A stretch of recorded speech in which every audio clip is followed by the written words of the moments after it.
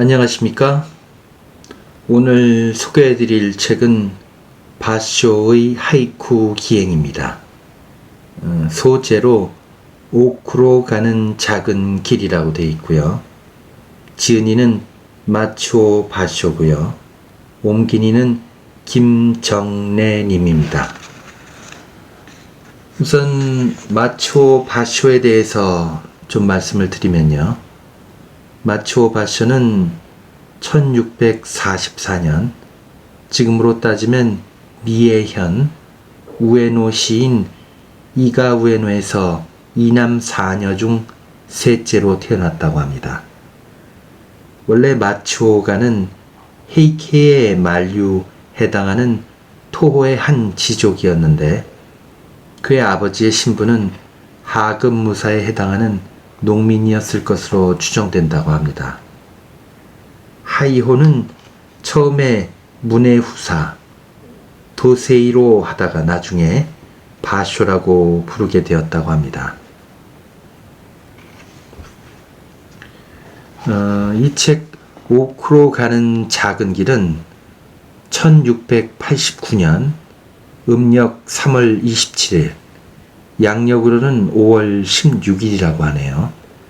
그때부터 9월 6일, 양력으로는 10월 18일까지의 156일 동안 지금의 도쿄 후카가와에서 출발해서 오쿠를 거쳐 호쿠리쿠로를 따라 오가키까지 이르는 약 6,000여리, 킬로미터로 따지면 2,400km에 달하는 여행을 기록한 기행문입니다.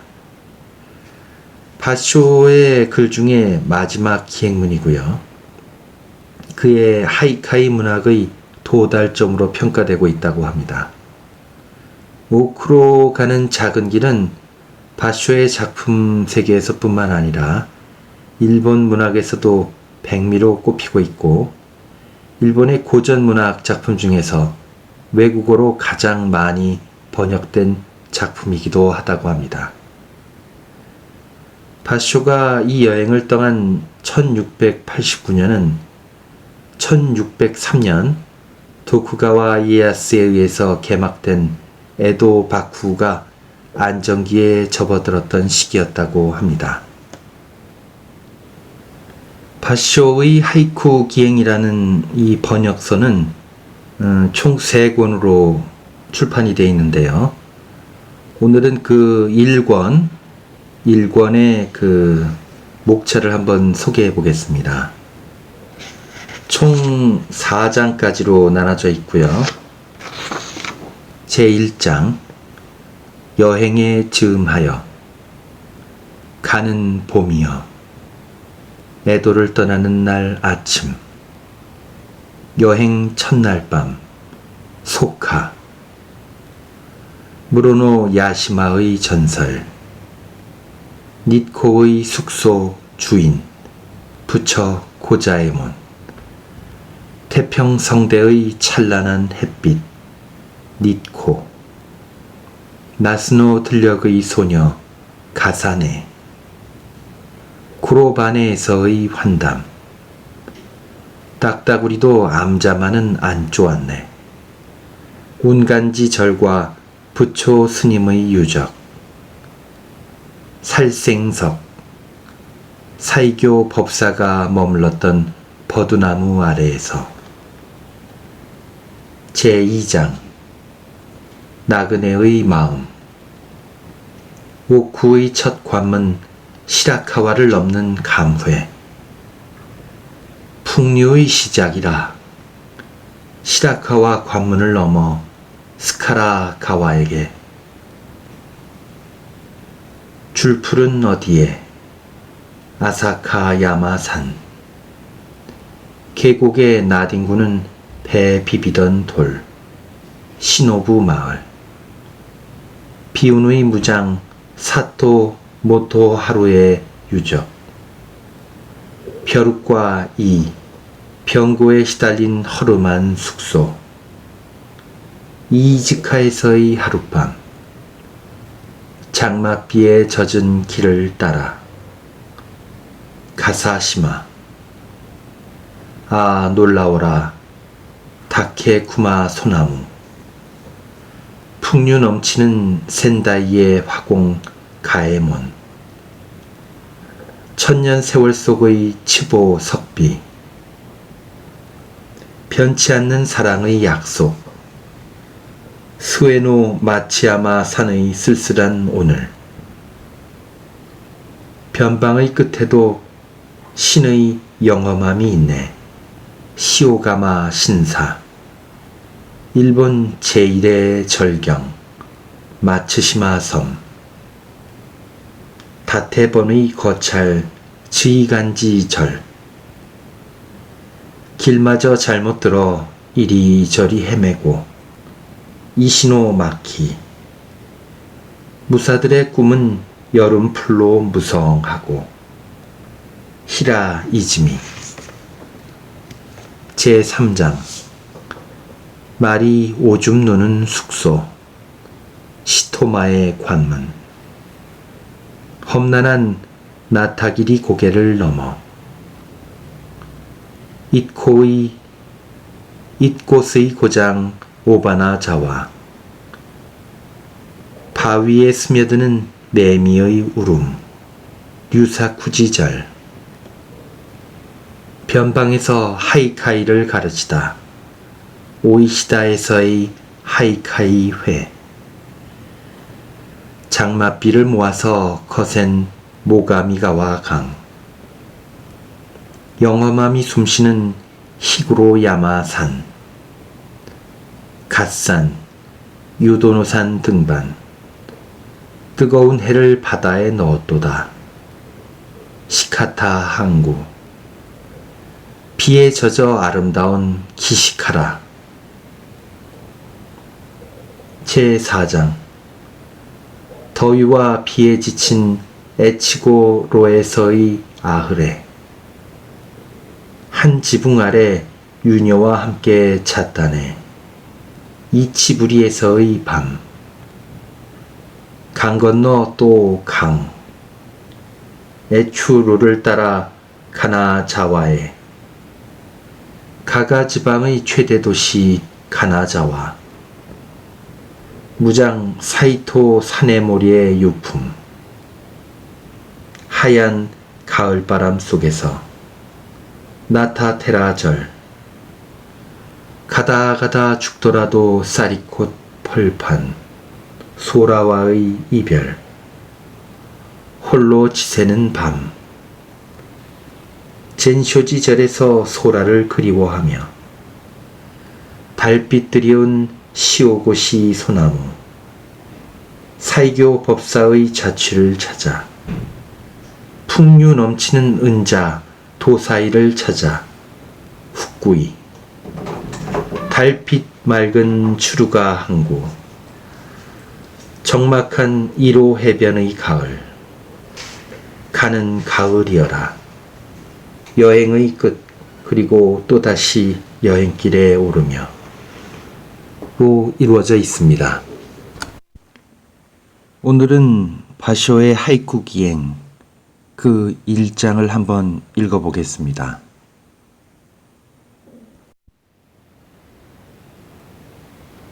오쿠로 가는 작은 길. 마초 바쇼 즈음. 여행에 즈음하여. 세월은 멈추는 일 없는 영원한 여행객이고 오고 가는 해 또한 나그네이다. 사공이 되어 배 위에서 평생을 보내거나 마부가 되어 말머리를 붙잡은 채 노경을 맞이하는 사람은 그날이 여행이기에 여행을 거처로 삼는다. 옛 선인들 중에도 많은 풍류인들이 여행길에서 죽음을 맞이했다. 어느 해부터인가 나도 조각구름을 몰아가는 바람결에 이끌려 방랑하고픈 생각이 끊이지 않아 저 먼 변방의 해변을 정처 없이 거닐다가 지난해 가을 스미다가와 강가에 있는 오두막으로 돌아와 오래된 거미줄을 걷어내고 일단은 정착했다. 그러나 이윽고 한 해도 저물고 새해를 맞아 입춘의 안개가 피어오를 즈음이 되니 봄만개 자욱할 시라카와 관문을 넘어 저 아득한 오쿠 지방으로 여행을 떠나고픈 바람으로 마치 소조로 신이 들린 듯 마음이 뒤숭숭하던 터에 도조 신이 부르는 듯하니 아무것도 손에 잡히지 않았다. 여행용 바지에 해진 곳을 깁고 삿갓끈을 새로 달고 무릎 아래 경혈에 뜸을 뜨는 등 여행 채비를 하고 있자니 마음은 어느새 예로부터 아름답기로 이름난 마츠시마 섬의 보름달에 먼저 가 있는 듯하다. 지금까지 살던 집은 다른 사람에게 물려주고 제자 산푸의 별장으로 온 김에 초막살이 초가도 주인이 바뀌는구나. 희나 인형의 집. 이것을 후쿠로 하는 오모테 팔구를 이별의 징표로 바쇼암의 기둥에 걸어두었다.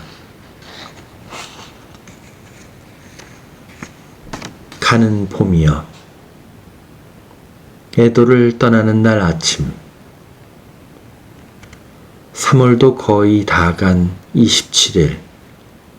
먼동이 터오는 새벽 하늘은 부옇게 안개에 쌓여 있고 때마침 달은 치센 달로 빛이 바랜 듯 희미하다. 멀리 후지산 꼭대기가 아스라히 보이는데 근처의 우에노와 야나카의 벚꽃가지를 또 언제나 볼 수 있을지 싶어 어쩐지 마음이 허전했다. 친하게 지내던 사람들은 첫날 밤부터 모여 오늘 아침 떠나올 때는 후카가와에서 함께 배를 타고 스미다가와 강을 내려와 전송해 주었다. 센주라는 곳에서 배를 내려 눈앞에 놓인 삼천리 긴 여정을 생각하니 가슴이 메고 이 덧없는 세상에서의 잠시 동안의 이별이 아쉬워 눈물을 떨구었다. 가는 봄이여. 새 울고 물고기의 눈에는 눈물. 이것을 이번 여행 하이쿠의 필두로 하여 첫 발을 내딛었으나 헤어짐의 서운함에 발길은 더디기만 하다. 전속 나왔던 사람들은 우리의 뒷모습이 안 보일 때까지만이라도 서 있을 생각인 것일까. 길에 늘어선 채로 떠나오는 우리를 바라보고 있었다. 여행 첫날 밤 소카. 올해가 아마 1689년이런가. 오쿠로의 이 길고 까마득한 도보 여행은 불현듯 결심하고 출발하였다. 오나라의 하늘에 내리는 눈이 그대로 백발이 되었다 라는 옛말도 있듯이 그야말로 머나먼 변경의 하늘 아래에서 백발이 늘어갈 만큼 고생하는 일이 있더라도 그동안 들어보긴 했어도 직접 눈으로 본 적이 없는 명소와 유적지를 찾아보고 만약 살아 돌아온다면 무엇을 더 바랄 게 있으리. 이 같은 희미한 소망을 안고 그날 간신히 소카라는 숙박역에 도착했다. 이렇게 오다 보니 야위어서 뼈만 앙상한 어깨에 짊어진 짐이 제일 먼저 고통스러워진다. 그저 몸 하나만으로 가볍게 떠나오려 했던 것인데 종이옷 한 벌은 밤의 방한용으로 우비와 유카타, 벼루와 먹, 붓 종류, 또 아무래도 거절하기 어려운 전별품 등은 버릴 수가 없어서 그대로 가져온 탓에 결국은 이렇게 여행길에 거추장스러운 짐보따리가 된 것은 도무지 어떨 도리가 없다. 무로노 야시마의 전설. 무로노 야시마 신이 모셔져 있는 오미와 신사에 참배했다. 이 여행에 동행한 나의 제자 소라가 말하기를, 여기 모신 신은 고노하나 사쿠야라 하는데 후지산의 센겐 신사에 모신 신과 같습니다. 이 여신이 사방을 흙으로 발라 입구를 막은 방 속에 들어가 만약 다른 이의 자식이라면 무사하게 낳을 수는 없으리라. 그러나 정말로 니니기노 신의 자식이라면 무사히 태어나리 라고 맹세하고 자신의 결백을 증명하기 위해 스스로 불을 지르셨는데 그 불 한가운데서 히코 호호데미 신이 탄생하셨던 것을 연유하여 부뚜막 신의 이름과 같은 무로노 야시마라고 부르고 있습니다. 또 무로노 야시마라고 하면 와카에서는 연기를 읊게 되어 있는데 그것도 바로 이와 같은 신화에서 연유하는 것입니다. 그래서 이 지방에서는 전어라는 물고기를 먹지 않도록 금하고 있습니다. 라는 것이다. 이 신사의 이러한 유래가 세상에 전해지고 있기도 한 모양이다.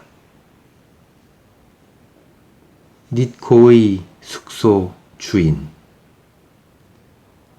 3월 30일 니코산 기슭에서 묵었다. 그 숙소의 주인이 내 이름은 부처 고자에몬이라고 하오. 내가 만사에 걸쳐 정직을 제일로 삼기 때문에 세상 사람들이 그렇게 부르고 있으니 그들이 말하는 것을 믿고 오늘 이 낯선 곳에서의 하룻밤 안심하고 푹 주무시오 라고 말한다. 도대체 어느 부처님이 이 혼탁하고 험난한 세상에 헌신하셔서 이렇게 중모습을 한 거지인지 순례자인지 모를 우리 같은 사람을 도와주시는 것일까 하고 주인의 행동거지를 주의 깊게 살펴본 즉 그는 이해타산에 급급하지 않고 오로지 정직하기만 한 사람이다. 논어에서 성격이 곧고 꾸밈이 없는 것은 인간의 최고의 미덕이다 라고 말하는 경우에 속하는 이로 천성적으로 성품이 순박한 것은 무엇보다도 높이 살만한 일이다.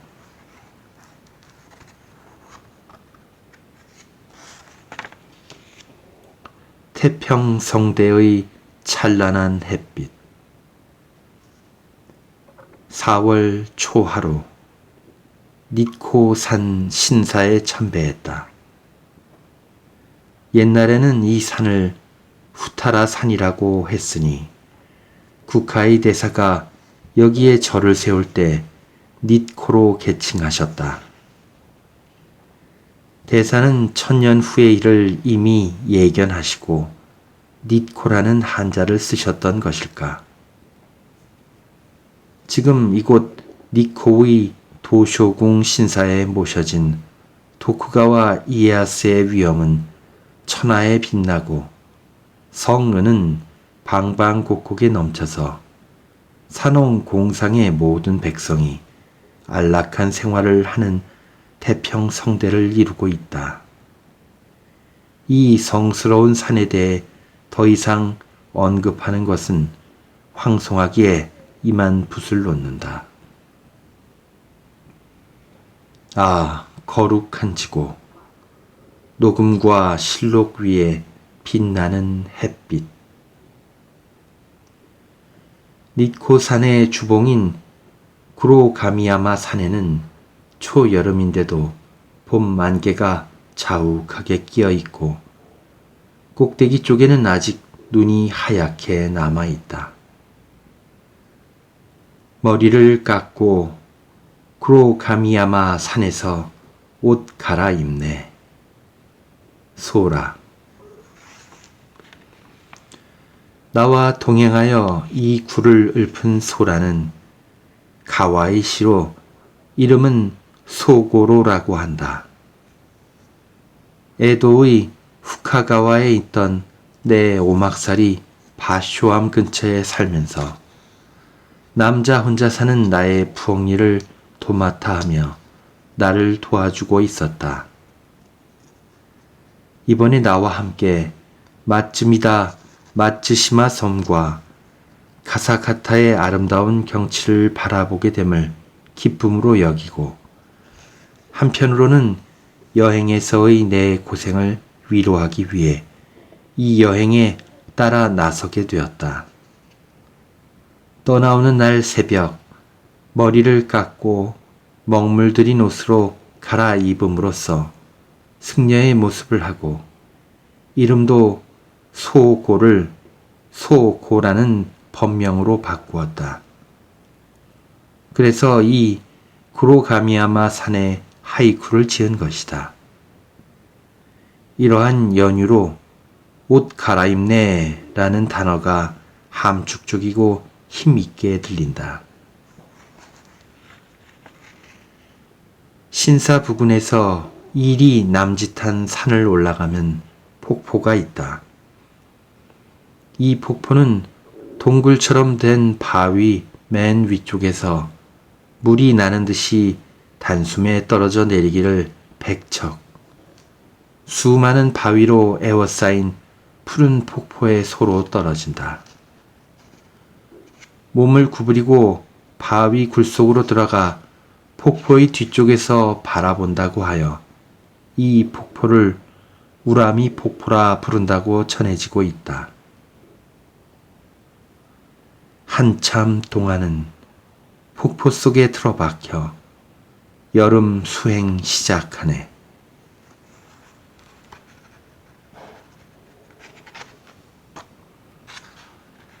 나스노 들녘의 소녀 가사네. 나스노의 구로바네라는 곳에 아는 사람이 있어서 이곳 니코에서 들길을 가로질러 나스노 고개로 똑바로 난 지름길로 가기로 했다. 저 멀리 보이는 마을 하나를 향해 가고 있는 도중에 비가 내리기 시작하더니 어느새 날도 저물어 버렸다.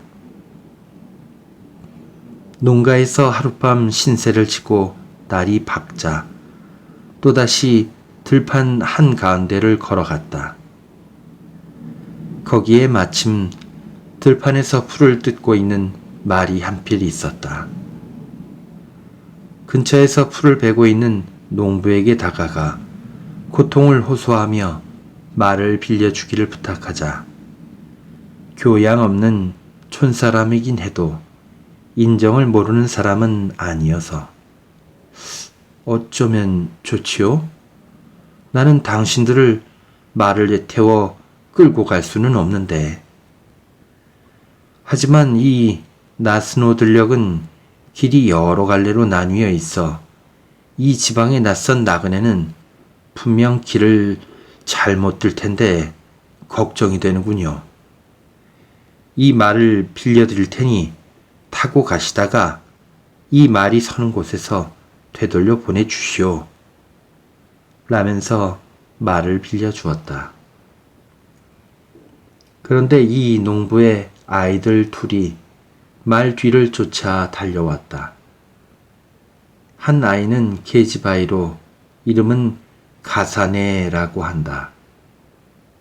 이런 시골에서는 쉬이 들을 수 없는 우아한 이름이라 소라가 한국을 벗다. 가사네라면 꽃잎 겹겹 피어나는 페랭이꽃 이름이라. 이윽고 인가가 있는 마을에 다다르자 마 삭을 안장에 묶어서 말을 되돌려 보냈다. 구로바네에서의 환담. 구로바네 관의 관대인 조보지 아무개의 집을 방문했다. 주인은 예기치 않은 우리들의 방문을 매우 기뻐하여 밤낮을 가리지 않고 많은 이야기를 나누었다. 그의 동생인 도스이라는 사람이 아침 저녁으로 부지런히 찾아와서 여러 가지로 친절을 베풀어주고 우리를 자기 집에 데려가기도 했다. 또 그의 친척 집에도 초대받는 등 하면서 며칠인가 보내고 있었다. 그런데 어느 날 구로바네의 교회로 나갔다가 옛날 개쫓기 경기의 유적을 한번 둘러보고 나스노 시노하라로 알려진 대밭을 헤치고 들어가 다마노 부인의 고분을 찾아갔다. 그리고 나서 하치만 궁 신사에 참배했다. 옛날 야시마 전투에서 저 나스노 요이치가 적인 헤이케 편의 배에 꽂혀있던 부채의 관역을 마칠 때 우리 고장 나스의 소신인 하치마님이시여 부디 저 부채의 한 가운데를 맞추게 하여 주소서 라고 기원했던 것도 바로 이 신사였다니 감동도 한층 더한다. 이윽고 날이 저물어 도스이의 집으로 돌아왔다. 수엄도 파의 고묘지라는 절이 근처에 있다. 그 절에 초대받아 교자당을 참배했다. 저 여름산에 수행 남학신 경배하는 출발이여라. 딱따구리도 암자만은 안 쪼았네.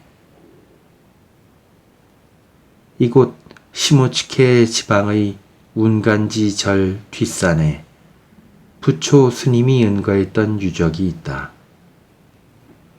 언젠가 스님께서 사방이라야 오척도 되지 않는 풀로 엮은 암자. 엮을 것도 없었네. 비만 없었더라면. 이라고 타다 남은 소나무 수트로 근처의 바위에 와카를 써 놓았지요. 라고 말씀하시는 것을 들은 적이 있다. 그 유적을 보려고 운간지 절로 발길을 옮기자 사람들이 나서서 안내해 주었다. 일행 중에 젊은 사람들이 많아서 도로가 시끌시끌하게 걸어가는 사이 어느새 그 절이 있는 산 기슭에 도착했다. 산은 정취가 깊이 보이고 계곡을 따라 쭉 이어지는 길가에는 소나무와 삼나무가 우거져 어두컴컴하고 푸른 이끼는 물기를 머금은 채 물방울을 떨어뜨려 음력 4월의 초여름 날씨인데도 오슬오슬 추울 정도이다. 운간지 절 십경을 내려다볼 수 있는 곳에 다리가 있는데 그 다리를 건너 절 문으로 들어섰다. 부초 스님의 유적은 어디 부근일까 하고 절 뒤편의 험준한 산을 기어 올라갔더니 돌 위에 작은 암자가 바위굴에 기대어 지어져 있다. 마치 말로만 듣던 묘선사의 사관이나 법은 법사의 바위 위 암자를 바로 눈앞에서 보는 것 같다. 딱따구리도 암자만은 안 쪼았네. 울창한 여름숲 이라고 그곳에서의 기분을 그대로 읊은 하이쿠 한 수를 암자의 기둥에 걸어두었다. 살생석. 구로반해에서 살생석으로 갔다. 구로반해의 관대께서 말을 보내주셨다. 그 말을 끄는 사내가 내게 하이쿠 한 수를 부탁했다. 마부치고는 풍류 있는 일을 부탁하는구나 싶어. 말머리를 돌려다오. 들판을 가로질러 우는 소쩍새 라고 단자쿠에 써서 건네주었다. 살생석은 온천이 나오는 산자락에 있다. 도로의 도끼가 아직 가시지 않아서 벌과 나비 등이 땅 바닥에 모래 색깔이 보이지 않을 만큼 수북이 죽어 있다. 사이교 법사가 머물렀던 버드나무 아래서 사이교 법사가 길 섭의 맑은 물, 흐르는 버드나무, 그 그늘 아래 잠시 동안이지만 머물러 쉬었노라 라고 읊었던 버드나무는 아시노 마을에 있는데 지금도 논두렁에 남아있다. 전부터 이 고을 영주인 고호 아무개 씨가 이 버드나무를 보이고 싶다고 기회 있을 때마다 말씀하시길래 어디쯤 있을까 궁금했는데 오늘에야 이 버드나무 그늘에 찾아왔어라. 눈뱀이 하나 모심고 떠나가는 버드나무로다.